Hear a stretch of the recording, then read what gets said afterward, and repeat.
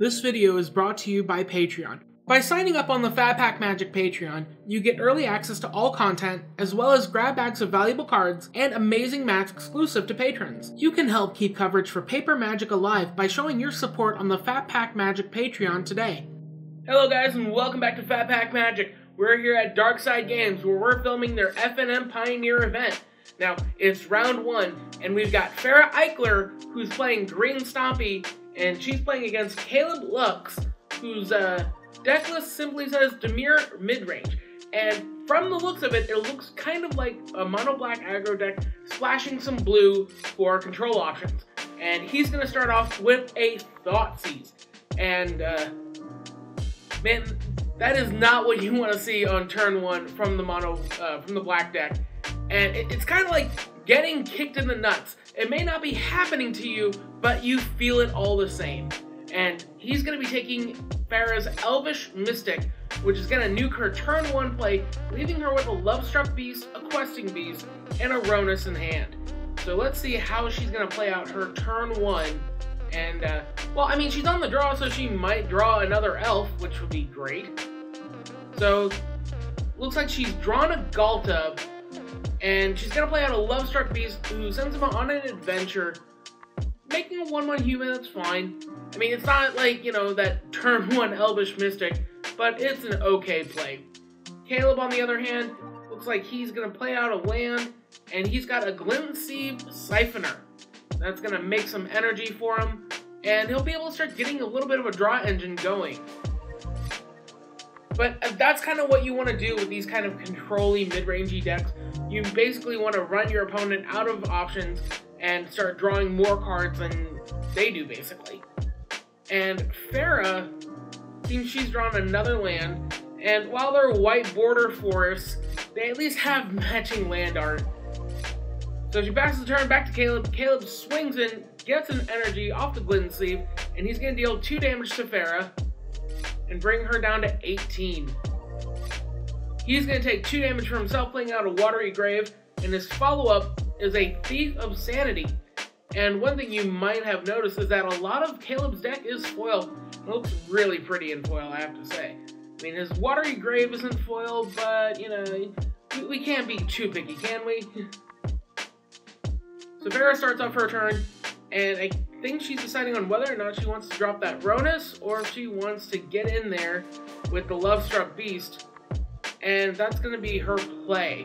Lovestruck Beast coming down, it's a 5/5 that can't attack unless you've got a 1/1 creature. So she passes the turn back to Caleb.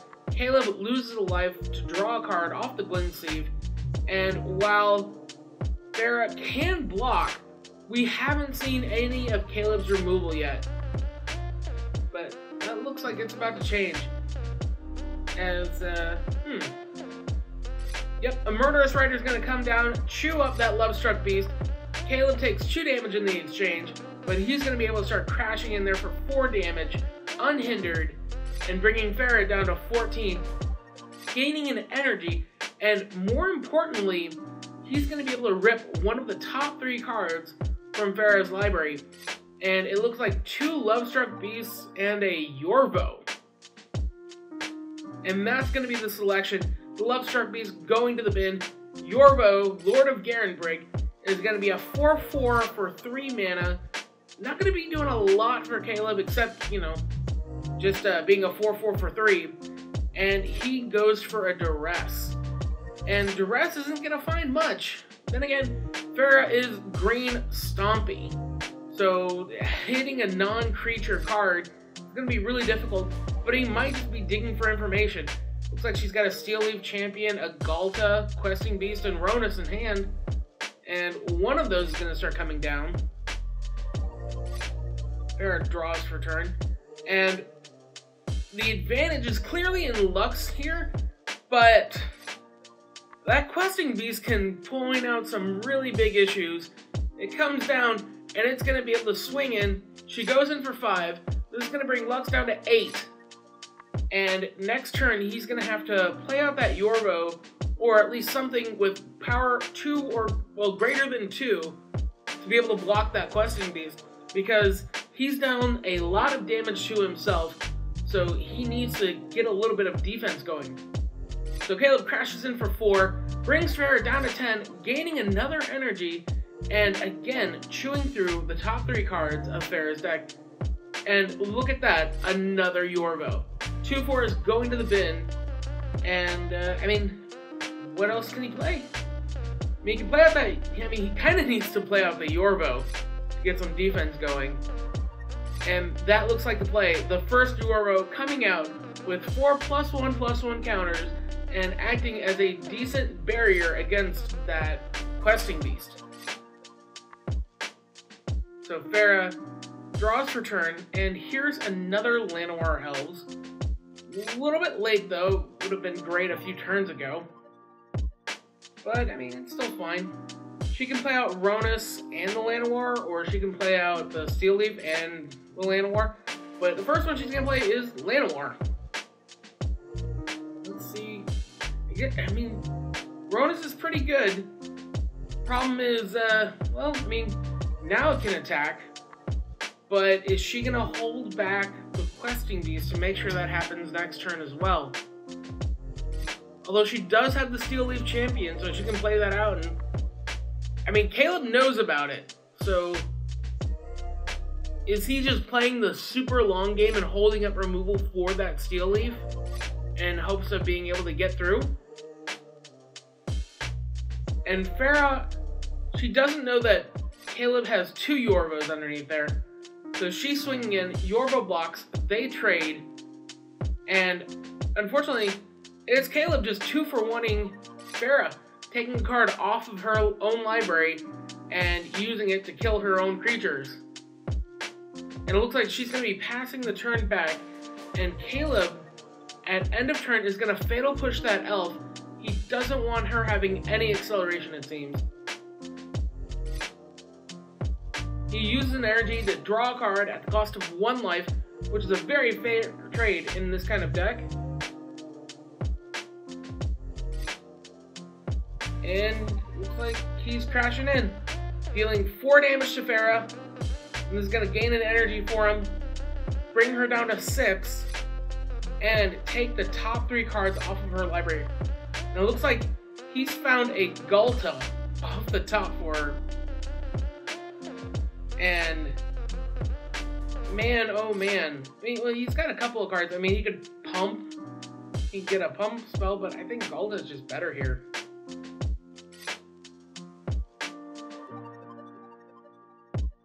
Tough decisions. I mean, well, there's also Questing Beast.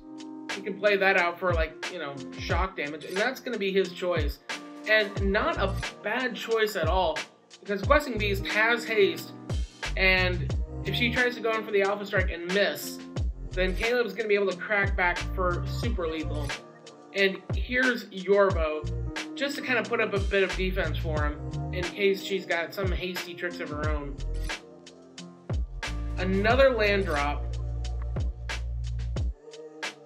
And I mean, Farrah, she could play the Steel Leaf champion and then drop Ghalta. That would be really, really hard on Caleb to be able to get through that lethal damage. He'd be able to get in there for the for the flyer, but he wouldn't be able to deal lethal, and Farrah would be able to crack back a lot harder. So here's the Steel Leaf champion. It's a 5/4, immediately turning on Ronus, and she's got enough mana to play that Ghalta. She's got 10 power, but she's gonna go to combat, and a Grasp of Darkness is gonna kill off that Steel Leaf champion and prevent Farrah from playing out the Ghalta in that turn. I think that was a grave mistake there. She should have played out the Ghalta. She said she had 1 mana short, but was she talking about the Vivian Reed? Caleb plays out Farrah's Questing Beast against her, and he's crashing in, and that is going to be lethal because she can't block with the Ronus. Man, if she had played that Ghalta, though, she would have been able to block at least 2 creatures and prevent Caleb from having that Alpha Strike. And Ronus would have been able to be turned on as well and at least provide an attack or a blocker. But I think, man, playing out that Steel Leaf and not going for the Ghalta was a grave mistake. However, we're going to see if Farrah can redeem herself in Game 2. And we're on to Game 2. Now, I think one of the issues that Farrah may have had in the first game was that she didn't want to play into Caleb's removal.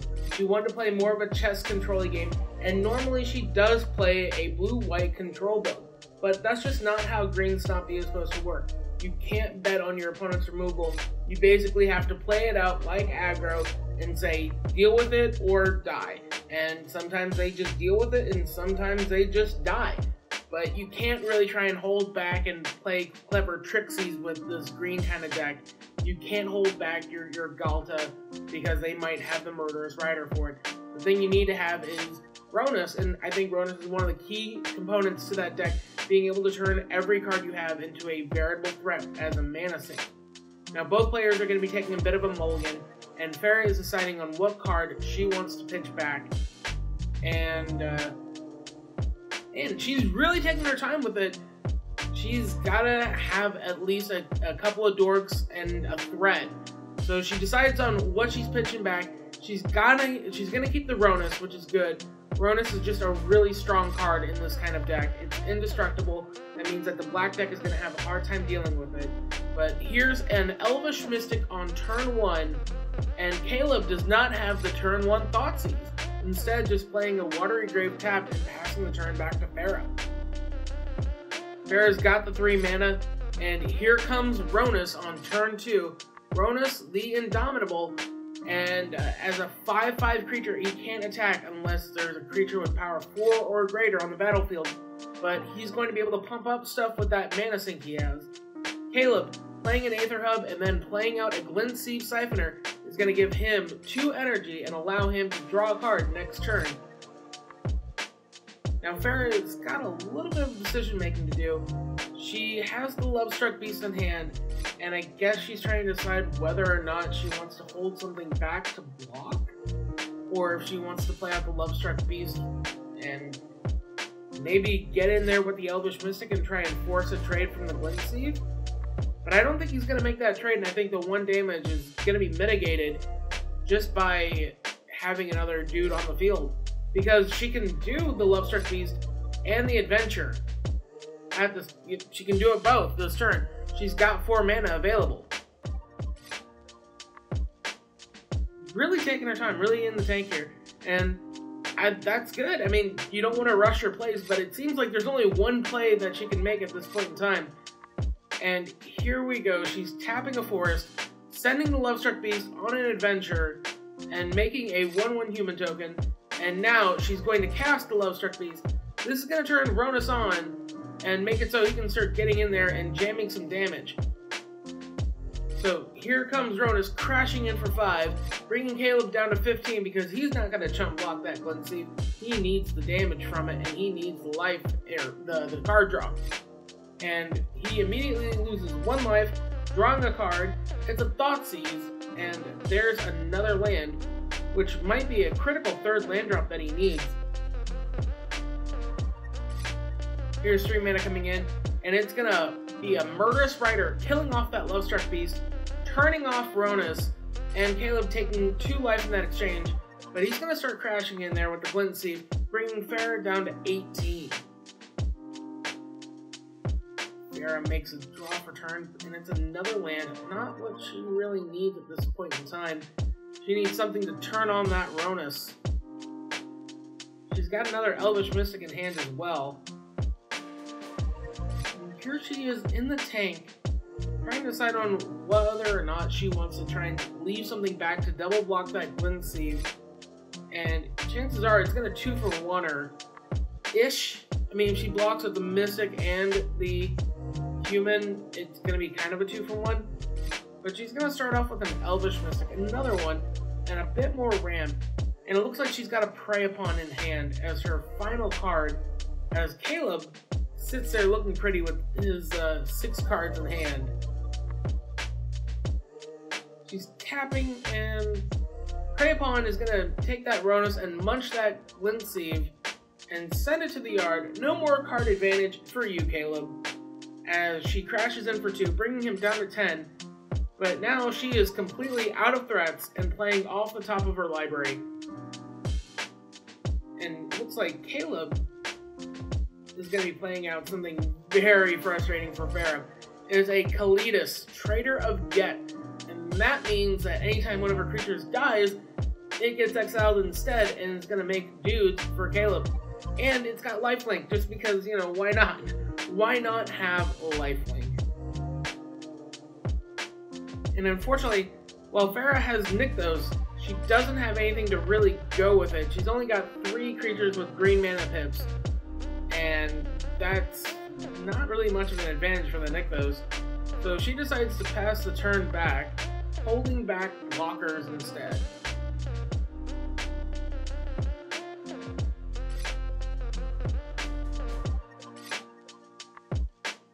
Caleb making a critical land play here. This is the swamp that's going to win him the game.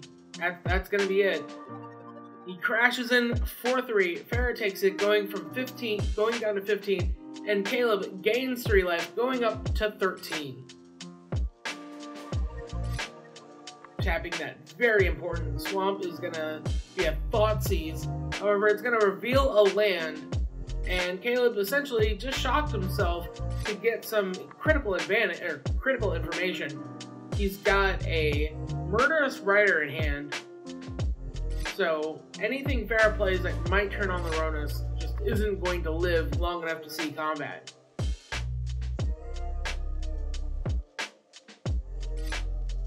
Now it looks like Farrah might try and get on the offensive here.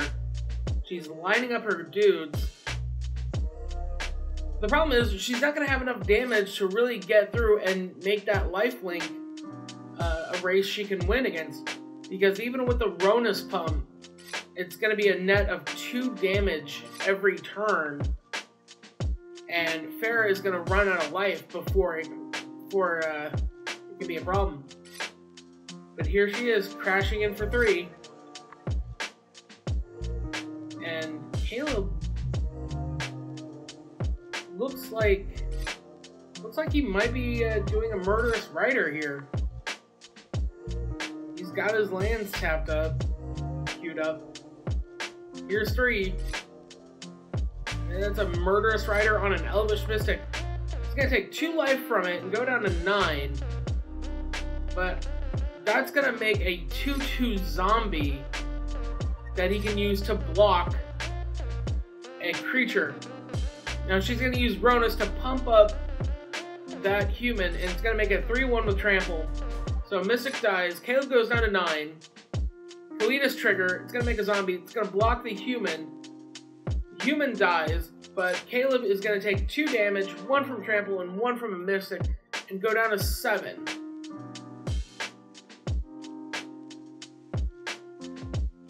But still, next turn, Kalitas is going to be able to jam in there and really get some of that life back while equalizing the totals. What Farrah really needs is a Steel Leaf Warrior to be able to let that Rona start jamming in for damage. Here comes Kalitas going in for 3, bringing Farrah down to 12 and gaining that life that he lost the previous turn and going back up to 10. Looks like he's tapping 3 and he's bringing out a Murderous Rider just as a little bit of defense, because they're both playing at the top of their library now. But Kalitas is just such great card advantage. Being able to kill off Farrah's creatures and make zombies out of them is so strong, especially against this kind of deck. Farrah is really grasping at straws here, and this is one of the weaknesses of the Green Stompy deck. If you don't find your big dudes, especially when you have Ronus, then it's going to be hard to catch up. And Dimir Midrange and Mono Black in general just has plenty of removal, and it may not kill off the massive creatures, but it can kill off the clutch creatures. And unfortunately, Ronus just isn't able to really get in there. And Farrah is doing a bit of math now, trying to decide of whether or not she wants to kill off that murderous rider and try and force a trade with the Elvish Mystic. She can pump once. She's really in the tank here. She's really thinking about it. Now, Green Stompy isn't an easy deck to play, but it seems like some of the decision trees aren't that complicated. Especially when all she had was a land in hand. She was really giving him the worries, and it was a land. Do I play this land or do I not play this land? Wow, really having Caleb on edge there for a second. I mean, he was flicking through his cards. What could she have? What could she pop down? Is it a questing beast? Is it something that could turn on Ronus? But Caleb is going to be swinging in here for 5, and it's all lifelink at Farrah. And now Farrah has to decide on how she wants to do block. She could take 3 and pump one of the elves and kill off the murderous rider, and that would leave Caleb with +3 life and a zombie token on top of it.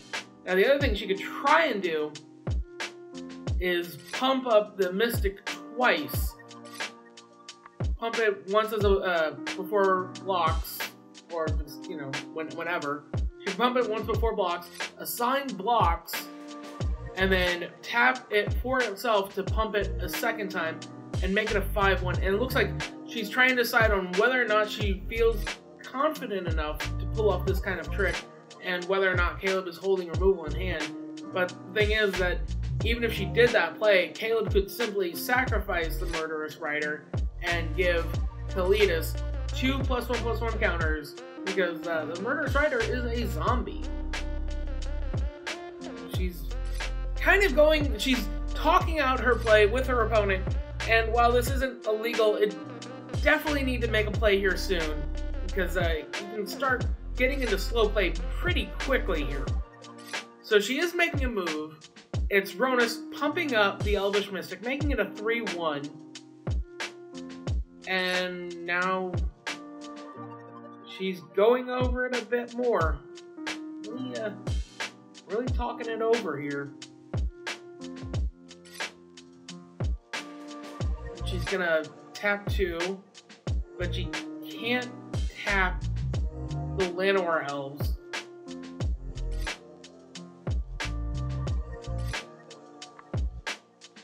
She's really going over it, really deciding on how she wants to do these blocks. It doesn't seem like there's a lot of options there. She could just block 1, but she's gonna opt to block and chump block the Kalidas, which I feel like you're just better off taking the 3 damage there rather than giving Caleb another zombie token, because he's going to get 1 out of this exchange already. So damage happens, and it looks like the Llanowar Elves is going to hit the bin, and the Elvish Mystic is going to die. The Murderous Rider is going to go to the bottom of Caleb's library. He gains 3 life, and he's going to get 2 zombie tokens off of this exchange. And that is going to put 7 power on the board for Caleb. And he's at 15 life. And Farrah, I mean, I really don't agree with the Llanowar Elves being used as a chump blocker there. At the very least, he could have stuck around, and Farrah could have double pumped the elf and been able to swing in for 10 on the following turn. Caleb's going to follow up with a Thief of Sanity, and Farrah's going to have probably 1 draw step, and it looks like her draw for the turn is Feed the Clans. And normally that's a sideboard card that you want against something like the mono red deck. You don't really want that against this kind of black Dimir deck. I don't think it's going to do much for her there, aside from just being a dead draw. And she's going to pass the turn back to Caleb, I guess deciding on whether or not she wanted to use that spell that turn. Caleb draws, and he's got a lot of damage coming in.